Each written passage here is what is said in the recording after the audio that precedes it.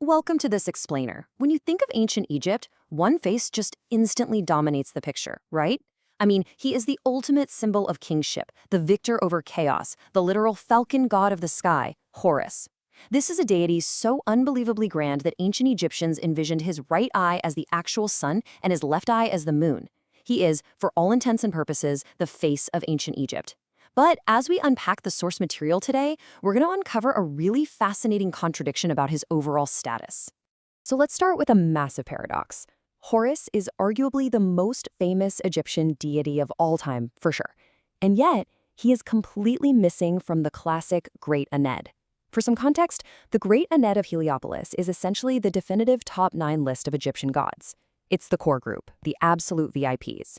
So how does the guy whose eyes are literally the sun and the moon get left off the most important guest list in all of mythology? Section 1. The VIP Club. The Great Ennead. Okay, let's dive into this. To understand his exclusion, you kind of have to look at the Ennead not as a popularity contest, but as a super exclusive ancestral family tree. It all starts with a tomb in the first generation. Then we get Shu and Tefnut in the second, Geb and Nut in the third, and finally it stops perfectly at the fourth generation with Osiris, Isis, Set, and Nephthys. And right here is the crucial point. Horus is generation number 5. He's the magical child of Osiris and Isis, conceived after Osiris was famously murdered. Because the classic Heliopolis list is strictly a 4-generation family tree, Horus misses the cut on a literal technicality. It has absolutely nothing to do with power or importance. He's just one step outside that core family tree. Now, some local traditions realized just how important he was, so they created small Enneads that included him, or they just tacked him on as a 10th god to make it basically 9 plus Horus. But in the strictest classic sense, he is locked out of the VIP room purely by sheer birth order. Section 2. The epic sequel, Horus vs. Set. Rather than just fading into the background as a forgotten descendant, the story of Horus acts as basically the ultimate mythological sequel. It starts with the tragedy of his father, Osiris, being murdered by his usurping uncle, Set. Because of this, his mother Isis is forced to hide out in the marshes, raising Horus in total, absolute secrecy. But the story doesn't end in hiding. When Horus grows up, he brings his case before the Council of Gods to challenge Set directly. After a frankly grueling series of physical battles and intense court debates, we finally reach the ultimate victory. Horus wins. He's declared the rightful king, and this transforms him into the ultimate symbol of light over darkness and legitimate rule versus usurpation. Section 3. The political equation. The living pharaoh. Now, winning that epic battle didn't just make Horus a king in myth. It firmly established him as the direct model for every single living pharaoh in Egyptian history. Political and religious rule in Egypt basically required a dual identity. Osiris represents the dead king who rules the underworld, while Horus is the living king, the rightful heir on earth. This meant that to rule Egypt was to literally wear the identity of Horus. I mean, from early dynastic times onward, the Egyptians fully believed the reigning king was quite literally Horus walking on earth. The evidence for this incredibly early form of political propaganda is carved in stone all over Egypt. The absolute most important title a king could ever hold was their Horus name. This was written in a really special rectangular frame called a saric, which was always topped with a falcon. When you look at ancient temple walls, you're constantly going to see a falcon hovering protectively right above the king's head. The message was completely clear. The king and Horus are one and the same. Every time a new pharaoh took the throne, they were symbolically defeating Set all over again, driving back chaos and restoring order or ma'at to the world. Imagine a modern leader having to symbolically defeat a mythical chaos demon every single time they took the oath of office? It's wild.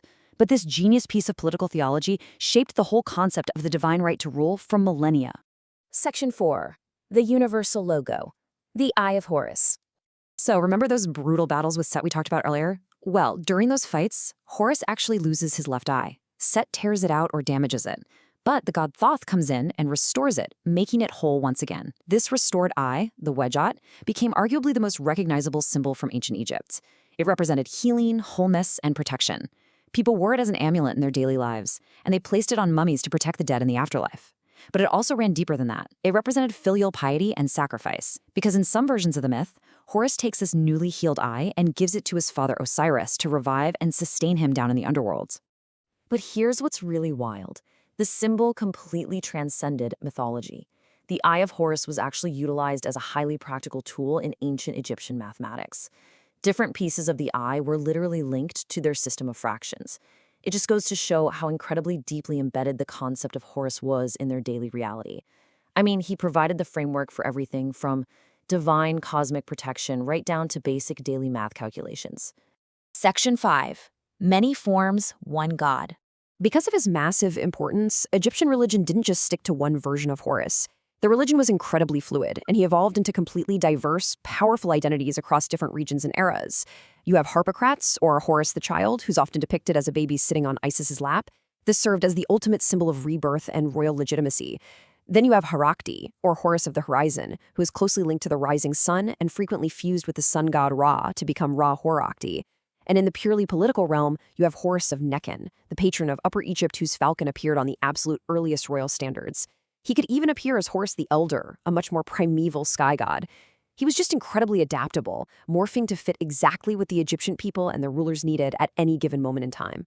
When we pull all of these various sources and symbols together, we really arrive at this one defining thought. Horus is the sky falcon who guards the throne, defeats chaos, and makes kingship divine. Underneath all his many, many forms, this core idea remains completely unchanged. So even though we started this explainer noting that he isn't in the classic main 9 of the Great Ennead, this perfectly captures his true standing. He actually sits right on top of their entire story. He is the son who avenges the past, the rightful heir who secures the present, and the patron who absolutely guarantees the future of the pharaohs. But that enduring legacy brings up a really fascinating dilemma, and I want to leave you with this final thought to ponder today. We've just seen how Horus was the literal blueprint for Egyptian rule, right? He was the living king on earth. So how does a god whose entire identity, power, and earthly presence is inextricably tied to the living pharaoh survive when the era of pharaohs finally comes to a close and the thrones of Egypt fall empty? It is a massive question of how divine power adapts when its human vessel just disappears. Thanks so much for watching this explainer. We'll see you next time.